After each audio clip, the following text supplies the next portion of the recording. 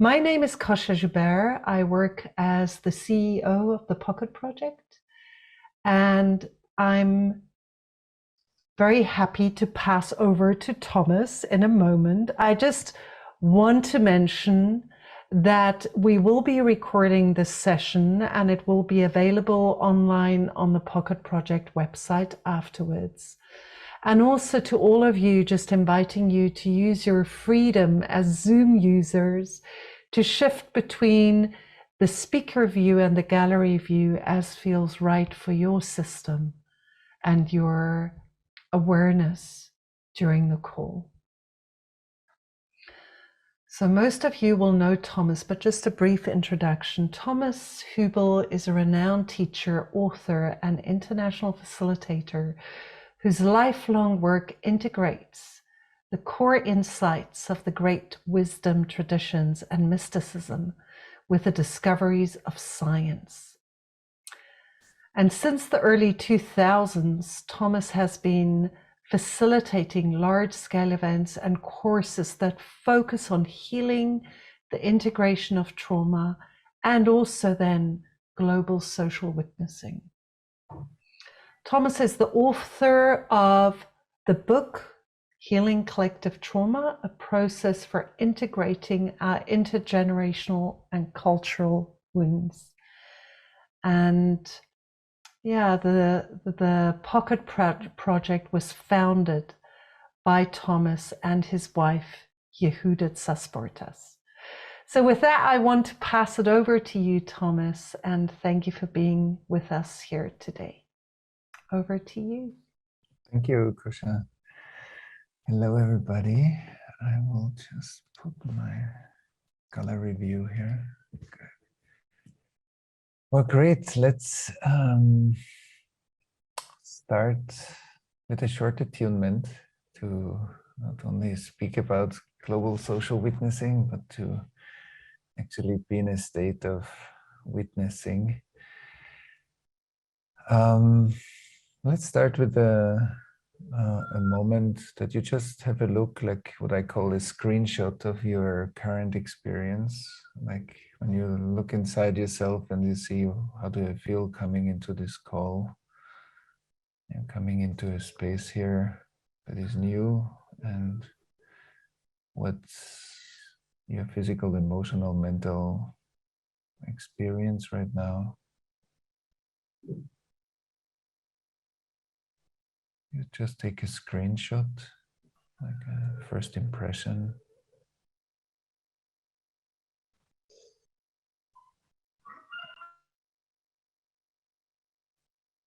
And then with a couple of breaths to just deepen a bit your experience of your body. See how when you let your exhalations guide you deeper into your body.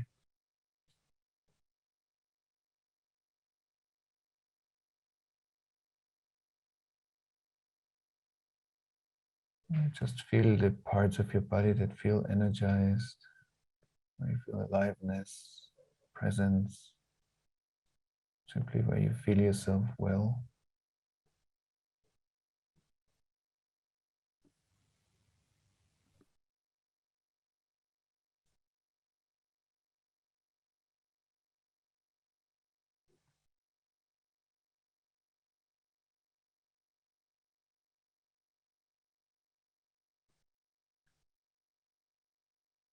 And once you're connected to your physical body, you can also check in with what's the current stress level that you bring with you into this meeting. On a scale of 1 to 10, what's your check-in right now? I feel pretty relaxed, a bit stressed, more stressed.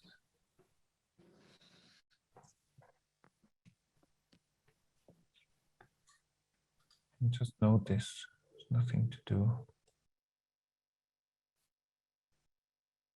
Just bring attention to.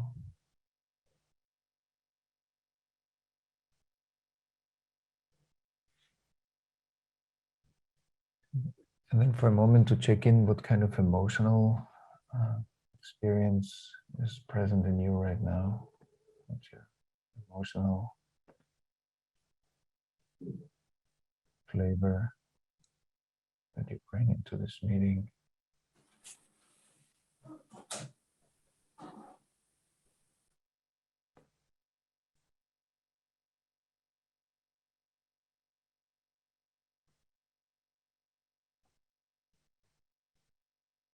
And then what's aware of you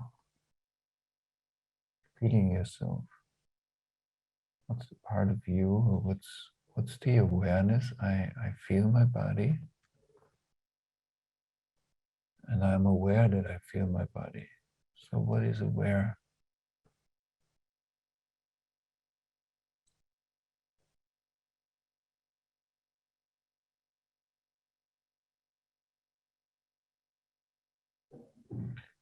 If you don't think about awareness, but if you see what's awareness right now in this moment,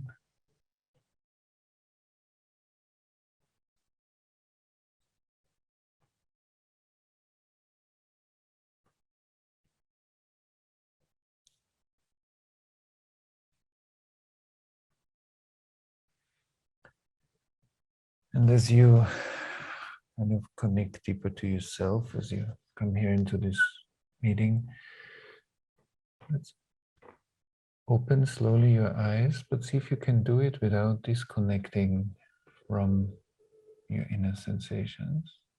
Like you stay connected to feeling yourself, gently open your eyes, and then have a moment to look who's sitting here with us. Just to browse through a few pages to see, to get a sense of a few people who are with you here in the space, or co-creating this space with you.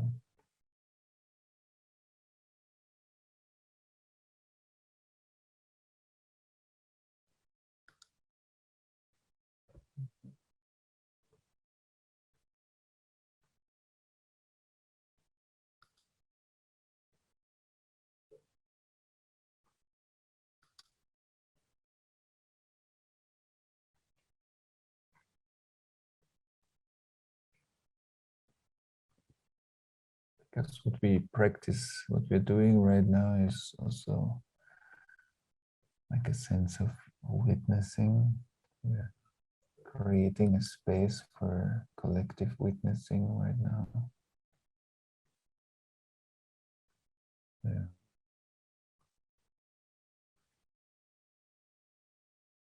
Feeling our social environment, when you allow your whole body to look and not only your eyes.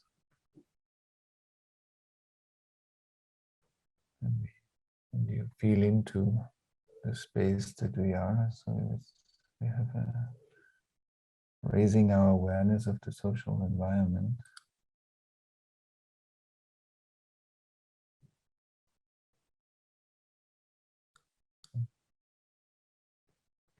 Very good. Well, now we have the house that we all arrive here, or arrived here. Can start with our exploration of global social witnessing, I guess. Kosha, how do we should I start, or do we start with some specific Well, I could start just with a aspects? question and help start it off. So, this idea that instead of connecting to events in the world through our minds on the mental channel, to actually open up our bodies and our emotions and create an inner space that is really able to receive and respond to global events. Yeah, I would love to invite you to describe the practice in more detail, and also maybe describe what attracted you, what pulled you, what asked you to invite us into this practice, and why is it so important? At first, I mean, like my deep interest is the fact that all of us have been born into like a pre-traumatized world, and that when we look at society, we say, oh, this is how life is often. But in fact, when we look at our current society, we see two things that look like one. We see emergent, relational, resonant, innovative, updating, caring processes, engagement. And then we see repetitive, non-emergent, often re-traumatizing, distant, or less engaged or indifferent aspects of life that are kind of mixed into what seems like one society. And we have been born into, like, because trauma didn't start with us. And so the fact that trauma exists already over a long period of time means I grew up in the water and I was either breathing or in the air that contains trauma. So it's very normal to us, but it hasn't been differentiated or precisely named that some of the things are not normal, they are wounded. And I think that's a bit of a we need to take that in account when we talk about global social witnessing. And so given the fact that we all have been conditioned by the collective trauma field in the various areas in the world where we come from, it's harder for us to identify it because it's built into our nervous system. It left an imprint in our nervous system. Plus the trauma that we experienced potentially in our own biography, that our ancestors experienced and that has been transmitted to us, and that the culture carries, like the US culture, the German culture, the Chinese culture, whatever, the Latin American cultures. And so when we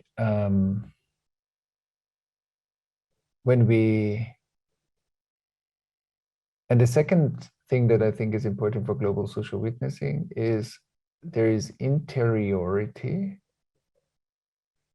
so the internal sense perception, and our capacity to have a refined interior experience, which becomes the resonance body for me to interact with the world.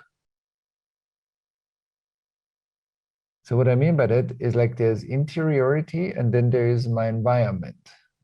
I grow up in a family, like a family is the environment, and it helps me to wire certain functions inside myself. And so I take on more autonomy within an environment that is my supportive environment, more or less supportive. And that's true for multiple radiuses within society too. And so that interior space is a space that is, when it's open, is resonant, is related, is based on I feel you feeling me. I feel you feeling me is like the language of relating. And so when that space is open, relating is like a data streaming method. It's like Netflix. Like, you don't download your movie anymore onto your computer and then you watch it. You watch it while you download it. So relating is the same. It's like a data streaming. I feel you and it happens online. Like now, here, we are sitting here and it's online. Relating. I can feel you deeply through the screen. And when we take these two things together, so the part of us that is hurt or traumatized can't really sense and resonate with.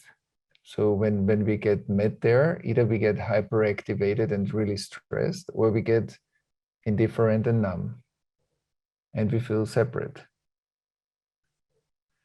And that's for the culture true too. So when we hear about events that happen in culture, we might get hyperactivated, hyper anxious, very stressed, or we go a bit blank and numb and become a bit indifferent. It didn't happen to me, so stuff happens. But there is the caring's missing, the caring aspect of a mutual world that we are inhabiting. And so I need to say this because otherwise global social witnessing doesn't make so much sense. And so when my interior space is resonating with my family members, my closer environment, my workspaces, up to societal events, so then there is a relational streaming happening. So I'm part of, as a citizen, as a mature citizen, I'm part of the societal process that's happening. But where I'm hurt, I feel a bit removed, or I feel over-attached, but I don't feel I'm in a regulated space, part of. And I think some of the fragmentation we see very strongly right now through the pandemic, it's pretty highlighted how much trauma fragmentation is being visible right now. And so we developed global social witnessing as a social intervention technology in a way. So because real witnessing combined with sensing, that's why we often call it also presencing, like presence or witnessing plus sensing is an intervention. It has an effect. When something is being seen and felt, it affects the event. That's the foundational part of any healing or therapeutic relationship, is that being able to be witnessed and felt by somebody is already inducing a deeper connectedness and opens a healing space. I mean, that's the basis of any kind of therapeutic relationship.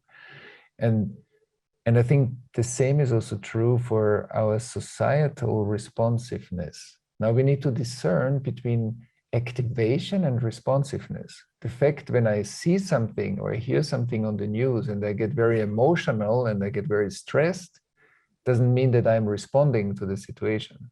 I'm getting activated. And then some people might say, yeah, but I feel a lot. But when I say I feel a lot, doesn't mean that it's necessarily beneficial to the process. I might just feel a lot of my own stress and trauma come up when in the face of trauma.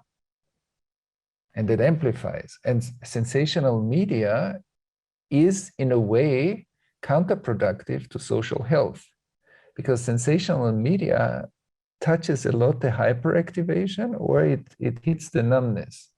So it creates more fragmentation in a society naturally, because it plays the trauma instrument. Whereas media is supposed to inform us.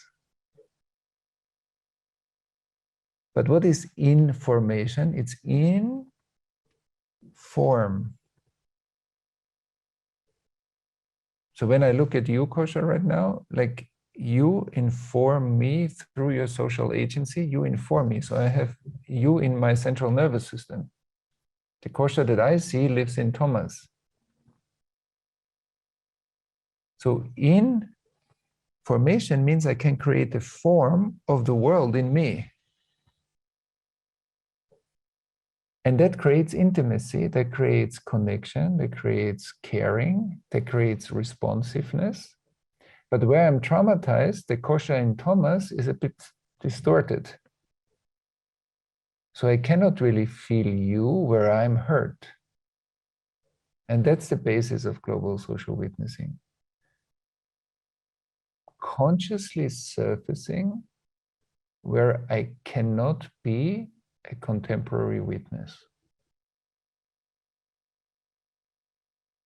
consciously surfacing, where is the end of my conscious participation in the world, where my conscious universe ends. And because we are not saying in global social witnessing, we should be able to feel everything, not at all. That's not what we are saying. We are also not saying we need to feel every trauma that's happening in the world. No, we're not saying that.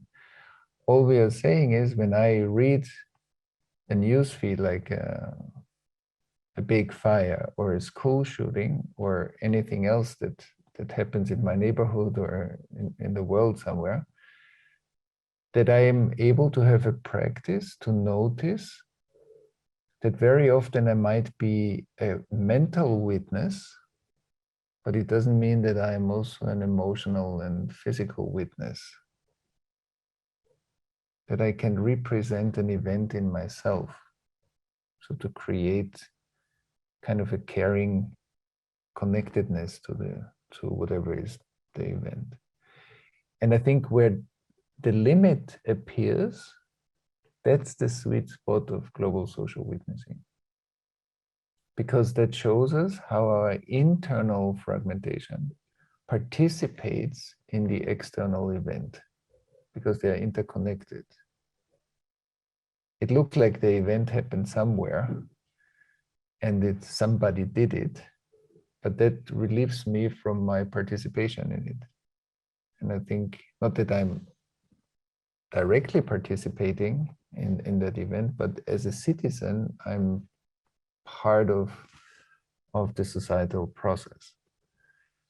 So that's a little bit the beginning. So it's based on like developing interiority, that the social body has interiority too. We have individual witnessing and collective witnessing. And the trauma reduces our capacity to be a contemporary witness. And that's why we are part of the collective unconscious. Like that's my share. Like as if I have shares of a company, we all have shares of the collective unconscious. And through that share, I'm also inherently entangled with events that are happening in society. And that's why I think revealing, by practicing witnessing consciously, I think we can reveal where it starts to be difficult to participate as a physical, emotional, mental, relational, spiritual witness. And I think the gap between the internal witnessing and the external events is part of its repetitive cycles. It's a short summary. I know it's a bit more complex than that, but maybe we can. Well, I mean, it's just, yeah, I think it's perfect for now. Thank you, Thomas. Brilliant. Yeah, and you know, you were sharing how about the sweet spot where we touch on the overwhelm and we can feel how we numb out. And I think many of us are journeying from habits of turning away from the news because we easily feel very emotionally activated, or just from a long-term habit of reading on a mental level and kind of, you know, storing the facts so that we kind of know what's happening in the world at least, you know. And as we open up to soften our inner interiority to receive more of the world and notice our edge more consciously, yeah, I think many of us might be nervous about opening more. And we also find, you know, with the kind of events that we have been witnessing, like our last call was about the typhoon that hit the Philippines just before Christmas. Or today we're looking at the wildfires that hit the area around Boulder. And some of these events are you know, they're existentially threatening. People have lost their lives, have lost everything. And yeah, so can you just say more about how we caretake ourselves while doing global social witnessing? Yeah, the first thing is to to be aware of shoulds. Like often through our conditioning as human beings in our social framework, like there are lots of shoulds, what it means to be a good person, what it means to be a person that fits in, that belongs, that so like a new should could be, how am I a great global social witness? So that should already prevents it in a way, because I stopped listening to my natural experience, and I already have an idea in mind how I need to be in order to be part of it. And that we are aware of that kind of frame that we look through sometimes. So we don't want to create another kind of conscious behavior. We want to develop like a deeper sensing and awareness of the process that I am in as like a mature citizen of this world. And that as a mature citizen of this world, I have learned to shut down a certain amount of information. I have learned to regulate myself in a certain amount of information, and maybe I'm getting overwhelmed by a certain amount of information. They're all three true for most of the people. There is a certain because of course, the more we integrate our own trauma, we can regulate ourselves. So then I don't ask the question, now, how much should I practice this? Because I'll feel when it's enough for me today. But if I don't feel it, then I need an amount to tell me how much. But it says that I don't fully feel myself, that I know when it's enough. Like, how much should I eat? And I feel how much I should eat. Like I stop when I feel it's enough. But if I don't feel it, then I need a kind of an external guidance. So I externalize my regulation. And the same is here also. It's important that that we are not trying to feel more, to be more part of the world, because that makes me a better citizen. That's very important to me, because otherwise we create another should and we start overloading ourselves with news or information that's not healthy. At the same time, I want to pay more attention. So when I read something on the news or I hear something from somebody in the neighborhood, that I'm more aware of my natural experience. So that I'm more aware of what happens in my body when, I hear this and I'm becoming a bit tighter. I hear this and I get scared. I hear this and I feel how my stress level goes up. I hear it and nothing happens. I feel kind of numb. I don't feel anything. And that I begin to notice that. That's like I'm honoring my natural experience. Instead of I'm trying to get into the right experience. Because there's no right experience. My experience is the right one. Because that's like in the Tao Te Ching of Lao Tse, there's this beautiful sentence: a journey of 1,000 miles starts from beneath our feet. I cannot start my development 10 meters ahead of myself. I can only develop from where I'm standing. And so we want to get into what is actually my experience. And when I'm overwhelmed, I feel, yeah, I'm overwhelmed. Or what is overwhelmed? I'm becoming numb. And to fill my experience with more awareness, that's the first step.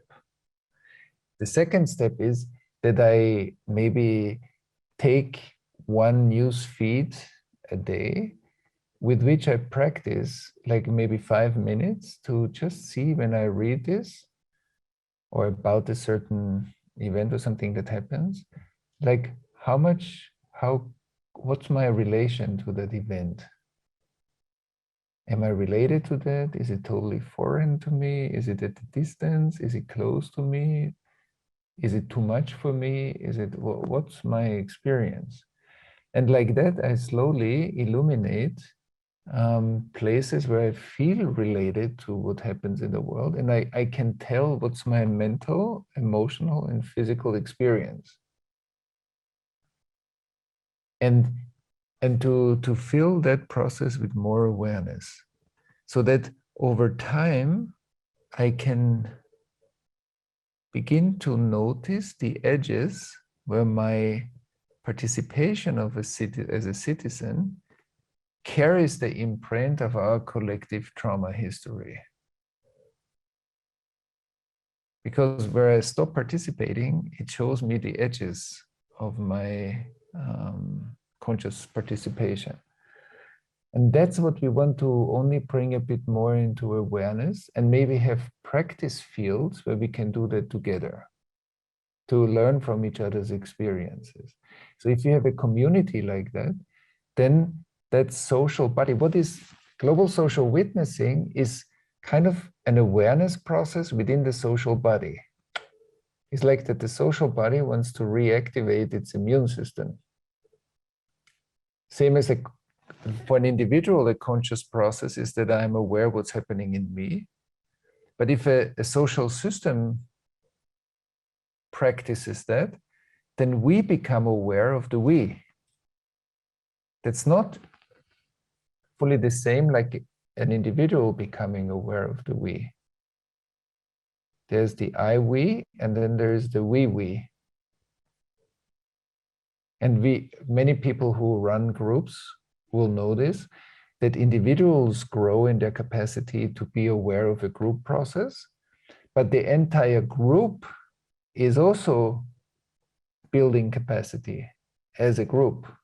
There's a we capacity building, and there's an I capacity building, and they are interdependent. So this is I, infinite, we. So the I and the we are not separate. But often in our experience, we feel a bit separate, feel a bit distant, feel a bit othered or othering.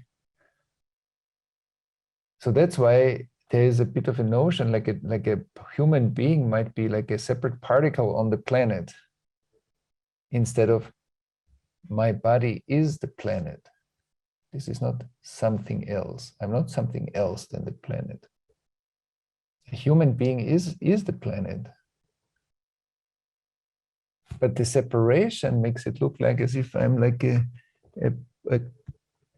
particle on the planet. But that's already part of the trauma separation. I don't feel fully connected to my ancestry, to the biosphere, to the planet, to the society around myself, to spirit, like that it's one flow. So trauma cuts that flow into pieces or fragments. And I think global social witness, and there's another, since we're exploring this, there's another important information to know that like trauma has a dispersing power. Trauma is like to take a piece of paper, wrap it into pieces, fragments, and throw it into the room. Healing trauma is a concentrating power. It brings the energy back into a coherent narrative. So there's a dispersed mental narrative. We cannot agree on a coherent narrative together. There's a dispersed emotional narrative. There's a dispersed physical narrative. There's a dispersed spiritual narrative. And there's, of course, a dispersed relational narrative. So relations are fragmented in family systems. We can see it. There's often the story that we tell about is fragmented, and healing is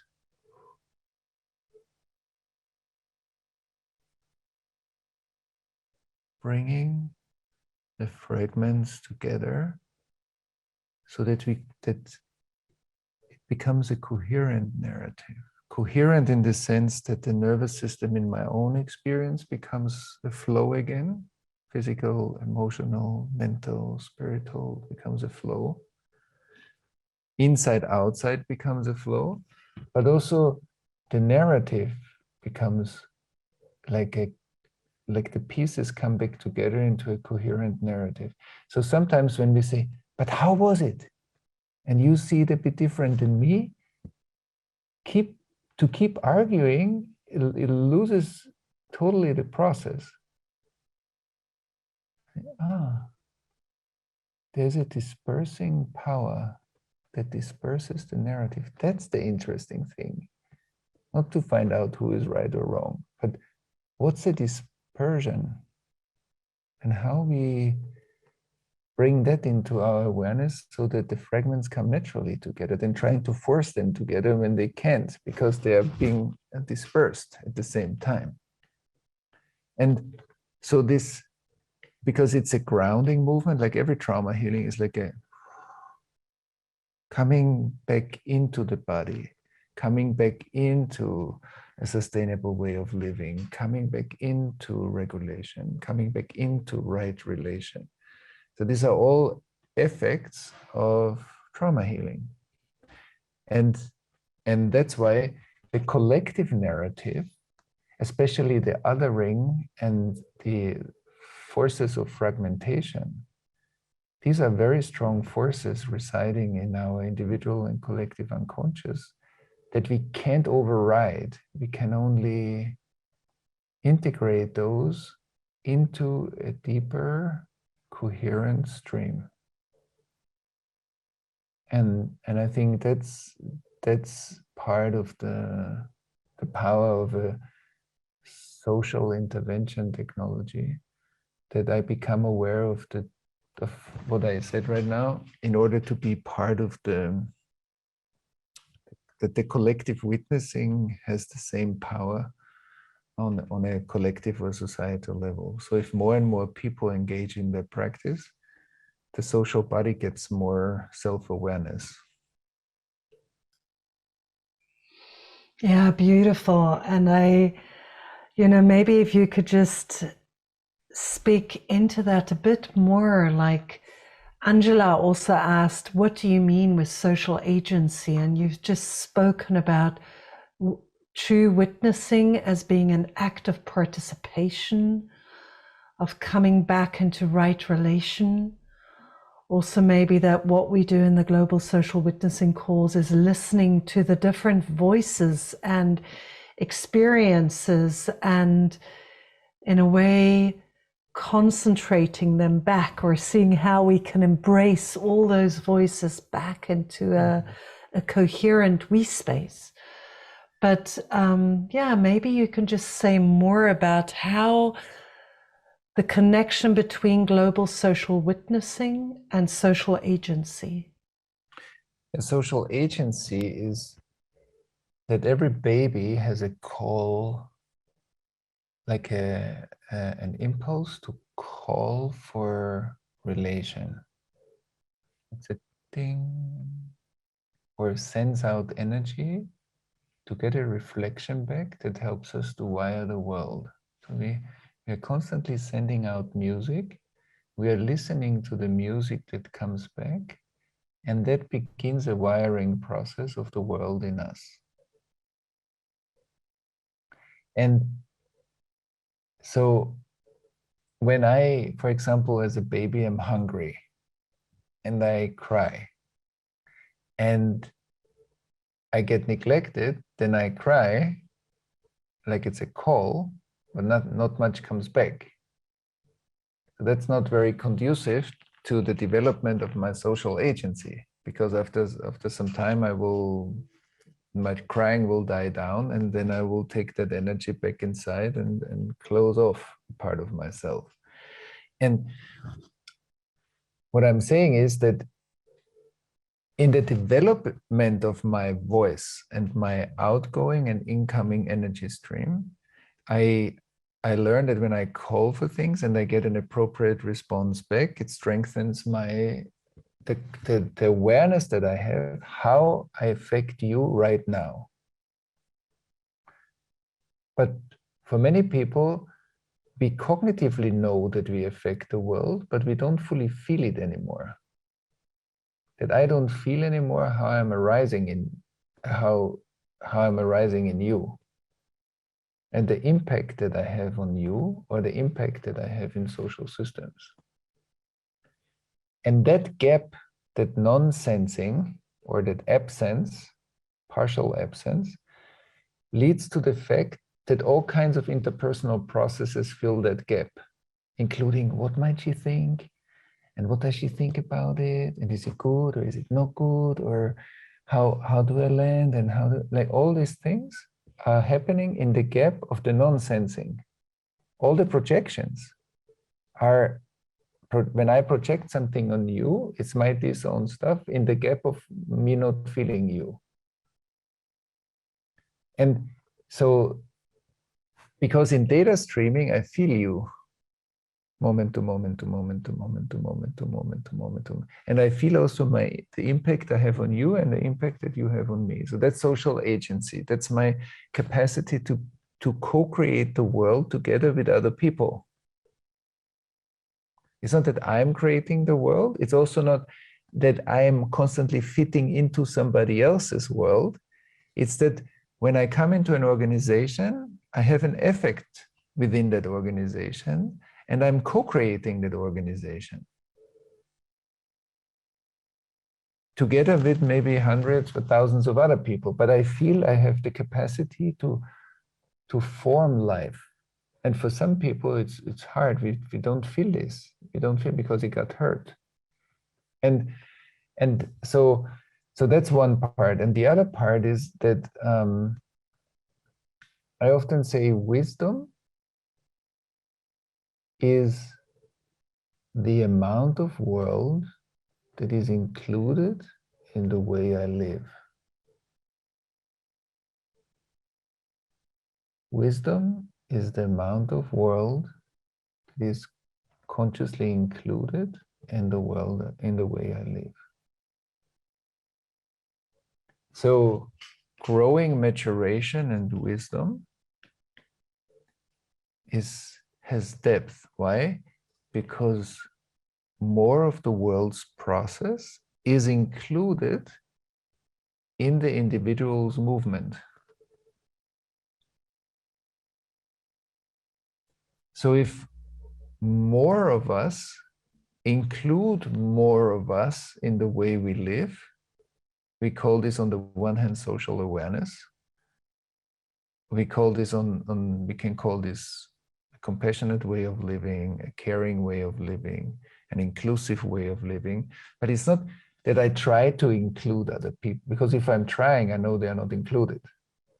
When they are included, it's a natural process. It's flowing through me. When I need to make an effort to include something, then I know I'm separate. I feel separate. So it's much more intelligent to explore the separation and not the effort to be a good person. But if I continuously explore difficulties or challenging moments, like what's the challenge in me, and I learn to integrate it, so I include more of the world. So I become wiser through my life because I take the challenges as my teachers. And so when in the global social witnessing, we work with both, that witnessing has an effect, like it's affecting our social environment and the sensing and the witnessing. But it's also the more I can include in the way I live, because I'm in a data stream. It's like data stream. It's a higher level of data streaming. So it also affects the world in the way I live, because more of the world's included in the way I make decisions, in the way I speak, in the way I move through the world, and the way I live, like my lifestyle. And so that together, I think it's strong, because global social witness is not just witnessing something and nothing's happening. It's just for the sense of seeing it. It makes me part of, and it creates like a warmer social space that has much more care and responsibility, like the ability to respond to the environment. And then many people might think, yeah, but then I cannot respond to everything. That's also not needed. Because the more coherence we create in the social space, certain events are for certain people to respond to. Not everybody needs to respond to everything physically or through action. So there are different levels of responding or engaging but the intelligence of the entire system gets higher and higher, like the immune system becomes more effective. And I think that's what we aspire, that higher levels of social coherence are simply the social body becomes more intelligent. It's like a higher computer power. Yeah, great, Thomas. And there's been a lot of really beautiful questions coming in from the chat, but I'll maybe just to end with, we might need to repeat a call like this in the future to respond to more of them. But just one question that also came from Teddy. You know, what is the impact that it has on our global social witnessing that currently in the Pocket Project field we have grown from, yeah, a lot of work being done in Europe on, you know, especially starting from work on the Holocaust and then spreading to the US and now slowly spreading to embrace more and more countries in the world. I know you just shared, for instance, that in the global TWT, the Timeless Wisdom training that just started last weekend, we now have participants from 40 countries participating, so it's growing. But still, what is the impact that our Eurocentric or US-centric we space has on our capacity to develop the full potential of our care for the world? Yes, that's very interesting, because I want to bring in like a little bit of a mystical lens for a moment. Wherever we have been born, or wherever life brings us at the moment, where it's our radius of influence, that's the cup that starts to accumulate more and more energy through like a data of energies, information in movement. So the more, when I live my life consciously and I'm committed to practice and training and integration. Integrating means whenever I hit difficulties, I really have a look at it and see what's actually the friction that I experience in myself with whatever a person, a situation, and a circumstance. So I'm committed to the integration part. And if I need, I go and I get the support I need to deal with the stuff that I can't do alone. So that's responsible. Why it's responsible? Because I know that's needed for me to grow as a human being. Otherwise, I keep repeating the things that I'm unaware of. So once I'm committed to that, I'm onboarding in energy. I'm learning constantly. So the wisdom is growing through integration work. On the other hand, I'm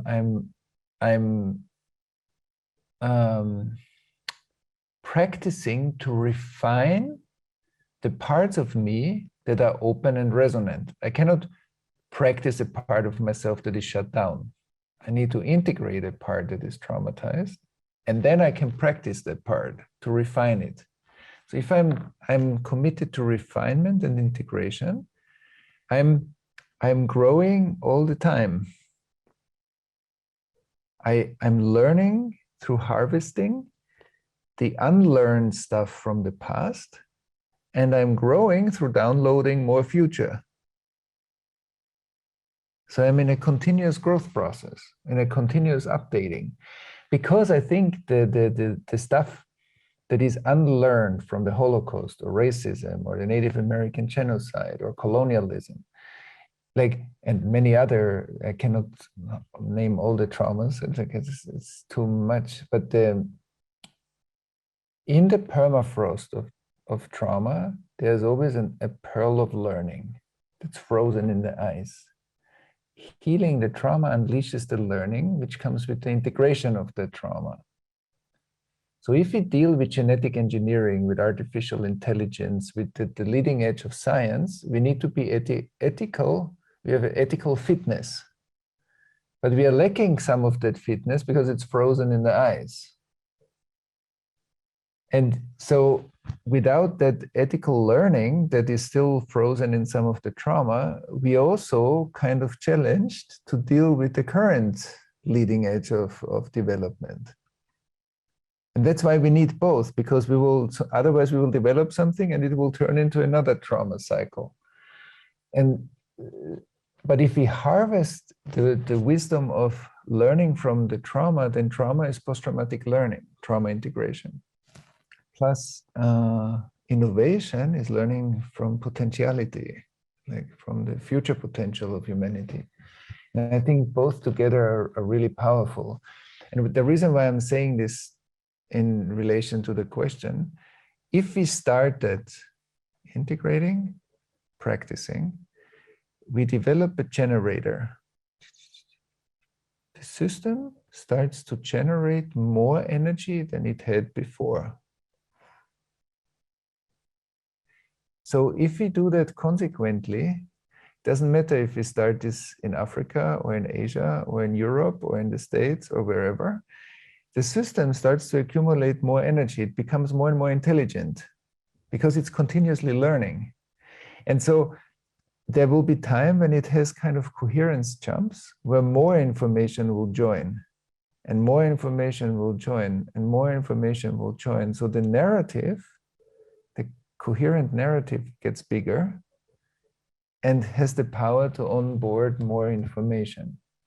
And like this, naturally and organically, systems develop without the kind of broken floor.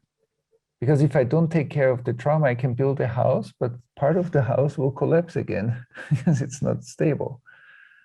So I need to create more stability to heal the cup in order to take more liquid into the cup. But if I pour 1,000 liters of liquid into a 1 liter bottle, it's a waste. Like it's a waste of energy. We can't contain it. So growth, I think, sustainable growth has both increasing the cup, so integration. Through right relation, we create a collective cup, and then we can expand the work we do, but we are also fit to do it. It won't kind of explode. But if I don't take care of the integration, the chances are accumulating that something's going to explode in the base because the shadow will grow too. Yeah, beautiful, Thomas. And I feel like it really invites us to the patience. And as you said, the journey of 1,000 miles starts beneath our feet and with every step we take. So yeah, thank you for that. And I'm so glad that we're going to be continuing with you in an actual practice in just 15 minutes. So I'll just say a few words to bridge that gap. And then for all of you who are here now, you're welcome to join us for the next call. And Thomas, we will come back to you with more of our questions. And thank you so much for this beginning. Thank you. Thank you.